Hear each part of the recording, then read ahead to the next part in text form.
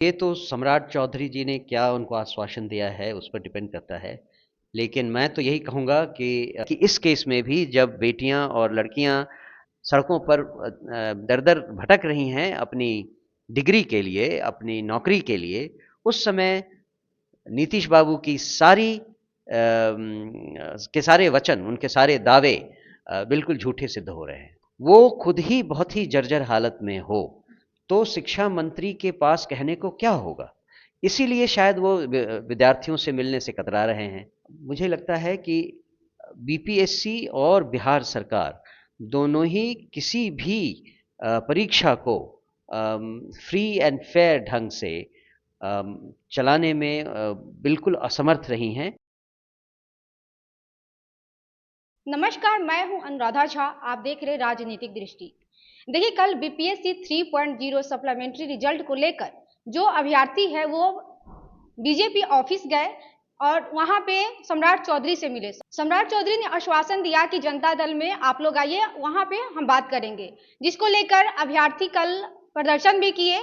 उसी पे बात करेंगे कि क्या कुछ मनोज भारती जी, क्योंकि जन सुराज के अध्यक्ष है मनोज भारती जी, सप्लीमेंट्री रिजल्ट को लेकर हम बात करेंगे कि क्या कुछ कह रहे हैं।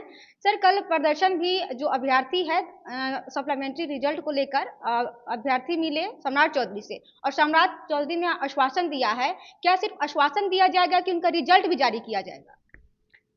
अब ये तो सम्राट चौधरी जी ने क्या उनको आश्वासन दिया है उस पर डिपेंड करता है।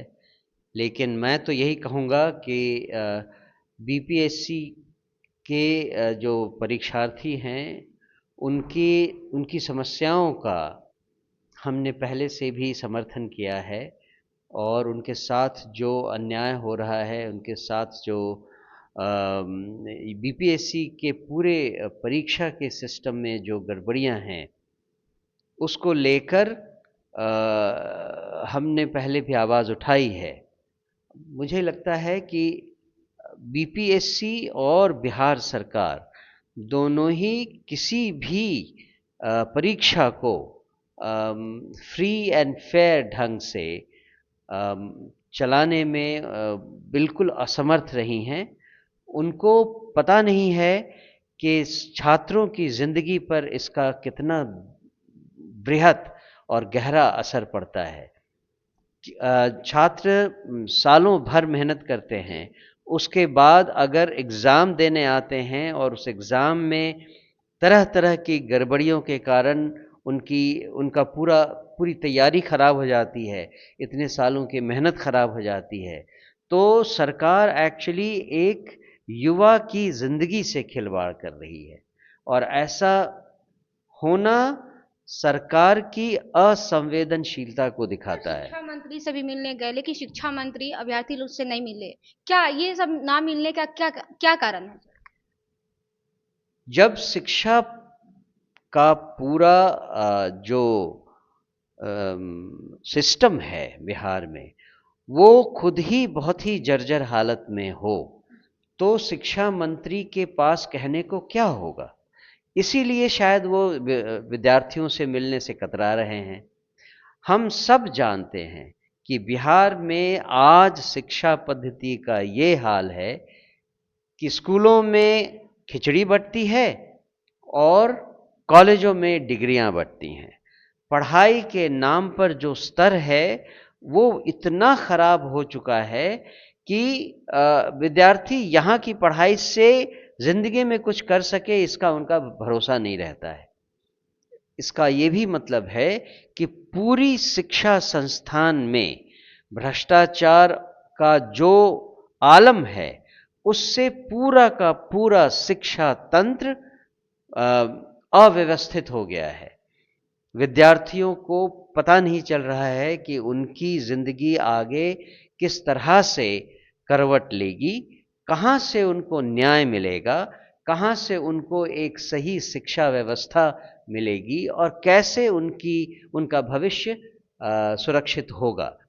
इन सारे सवालों को लेकर अगर वो सड़क पर उतरते हैं, अगर वो सरकार से मिलते हैं, अगर वो शिक्षा मंत्री से मिलते हैं और उनको कोई मदद नहीं मिलती है, तब तो उन्हें आंदोलन के तौर पे इसको लेना ही पड़ेगा और हमारे दल की पूरी सहानुभूति उनके साथ है और हम अपनी तरफ से ये वादा कर चुके हैं कि अगर जनसुराज की सरकार आप लोग क्या आई, करने वाले, साथ में जाएंगे? सबसे पहली बात और इस आंदोलन में पहले देखें कि छात्र क्या चाहते हैं, वो हमारे पास आने से पहले ही उनकी समस्याएं सुलझ जाती हैं या नहीं।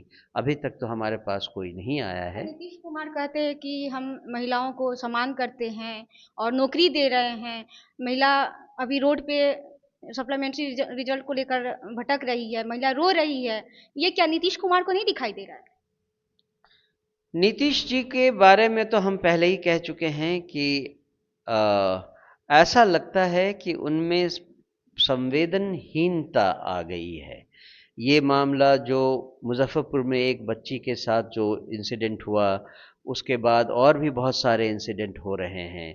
ऐसी घटनाओं में जिस तरह से सरकार और मुख्यमंत्री बिल्कुल बिना किसी शर्म के, बिना किसी संकोच के लोगों को बेटी पढ़ाओ बेटी बचाओ का नारा देते हैं और तरह तरह से लुभावने वादे करते हैं।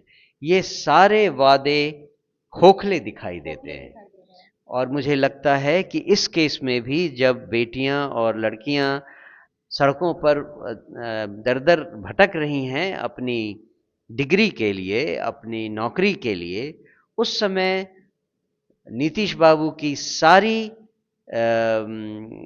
के सारे वचन, उनके सारे दावे बिल्कुल झूठे सिद्ध हो रहे हैं। सम्राट चौधरी का कहने का क्या मतलब है? वहां पे मिले, आश्वासन दिए, फिर जनता दल में बुलाने का क्या कारण है? वहां क्या जो वोटर्स है, जो बिहार की वोटर्स है, युवा सबसे ज्यादा वोटर्स है, क्या जो विधानसभा चुनाव आने वाली है, क्या उसमें जो वोटर्स युवा है वो देख लेगी क्या चुनाव को लेकर? पता नहीं, मुझे तो लगता है कि जो जनता दरबार में उनको बुलाया है ना, जनता दरबार में बुलाकर उनसे सम्राट चौधरी किस तरह से डील करते हैं वो तो आगे आने वाले समय में ही दिखाएगा। पर मुझे लगता है कि उन्होंने, किसको कहते हैं ना, बाइंग टाइम, वो समय कुछ समय लेना चाह रहे हैं इस पर कुछ करने को। लेकिन सम्राट चौधरी जब तक नीतीश बाबू से सीधे सीधे इस बात पर विचार नहीं कर लेते हैं और बात करने की हिम्मत नहीं जुटा पाते हैं, तब तक वो अपने आप क्या सॉल्यूशन दे सकते हैं? उनके पास तो अपने आप कोई सॉल्यूशन है नहीं। शिक्षा मंत्री तो है नहीं सम्राट चौधरी, एग्जैक्टली क्या दे रहे हैं? क्या आश्वासन देंगे? मुझे लगता है कि वो ये दलगत राजनीति के कारण कर रहे हैं। वो चाहते हैं कि विद्यार्थियों को वो ये आभास दिलाएं कि अगर नीतीश बाबू उनके लिए कुछ नहीं कर रहे हैं तो बीजेपी उनके लिए कुछ कर सकती है। यही एक धोखा देने वाली बात है।